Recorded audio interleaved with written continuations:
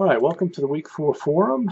This week we're talking about presidential elections. The first thing we have to do is figure out, what is it that the framers wanted to do in terms of selecting a president? They clearly didn't trust the public at large, and in fact, we should always remember in 1787, most of the political elites in America were not particularly enamored of democracy, and they thought they were creating a federal republic, and they were very much concerned about creating an executive that would be subject to selection by mere popular vote. They didn't want to create a popularity contest, so they constructed the Electoral College. The Electoral College was supposed to act as a deliberative body, but it very quickly in the early 19th century evolved more in the direction of kind of ratifying a selection process. So, what are the advantages of the Electoral College? The first clear advantage is that it has a tendency to act as a tiebreaker because all but two of the states give their electoral votes all at once. So, if you win 50% plus one of the vote, the popular vote in the state of Oklahoma, you get all of Oklahoma's electoral college votes. So that tends to magnify presidential victories. The downside of that, though, is that what happened in 2016 can happen. The fact is that Donald Trump got several million fewer votes than Hillary Clinton, but because he won, what were the states? Wisconsin, Michigan, and Pennsylvania by less than 70,000 votes total.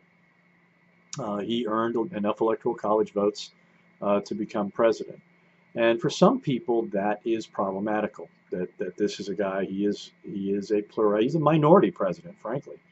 And that for some people think that's enough of an offense to democratic principles that it creates real challenges. So should we do away with the electoral college? Some people have said yes, that a national election would not be the worst thing in the world, that it probably wouldn't look that much more different than the way the presidential elections look today. I think that might be problematical. I think that we could reform the electoral college. I think we should go to something like a federal district rule where each federal district gets one electoral college vote. And then the state that wins the most federal districts in a state gets the 2 Senate votes as a tiebreaker. That would tend to cue it more to popular vote. It would make it much less likely that a popular vote loser would become president, that they would be able to get the 270 electoral college votes necessarily. Now, the downside of that, of course, is that you would end up with a much more cutthroat redistricting process. The state, the parties at the state level where they control the states would have much more incentives to draw district boundaries with partisan intent. So I would argue that if you're going to make that change, you're also going to have to go to some kind of nonpartisan redistricting process. So the challenge is always that if you change one thing, you're going to create ripple effects and you're going to create problems. In terms of winning a party's nomination. Here's the scary thing for everybody. If you can win the Democratic or the Republican Party nomination, you've got a very good, close to a 50% chance of winning a presidential election.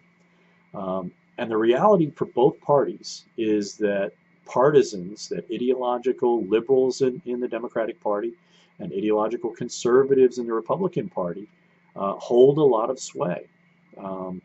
And so what has been happening of late is that more liberal candidates are being selected by Democrats, more conservative candidates are being selected by Republicans.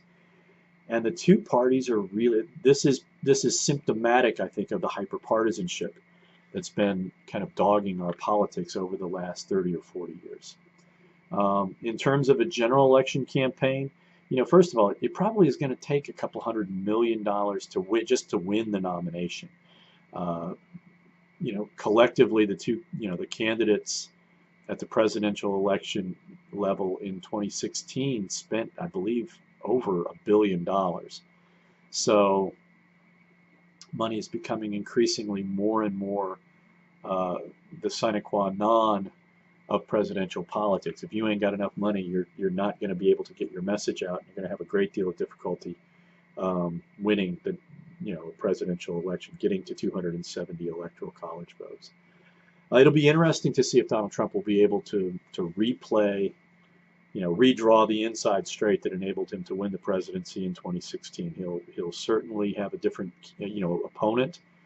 That opponent will probably have a different mix of strengths and weaknesses than Hillary Clinton, but they almost certainly will not be as unliked or unlikable as Hillary Clinton had proven to be.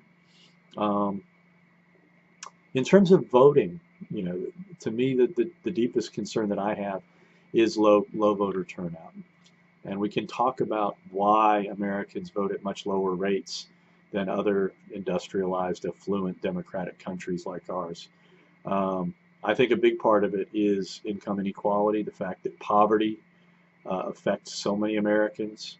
I think that's one of the strongest predictors of a disinclination to vote, that people who are poor look at voting and say, why bother? I think there is also a certain amount of apathy that comes from people who are poorly educated. They have a tendency to think in terms of the system being rigged and corrupt. And there is a certain amount of corruptness in American politics. And there are, I think, important things that we need to talk about in terms of how we could make this election process a little bit more equitable. But in any event, that's sort of the broad overview. There are a lot of issues to talk about. Take a look at the study guide. If there are any questions in terms of reading the text, looking at the study guide that you don't understand, remember the forum is always the place to try and, or a very good place to try and clear those things up. Let's have a great week of discussion.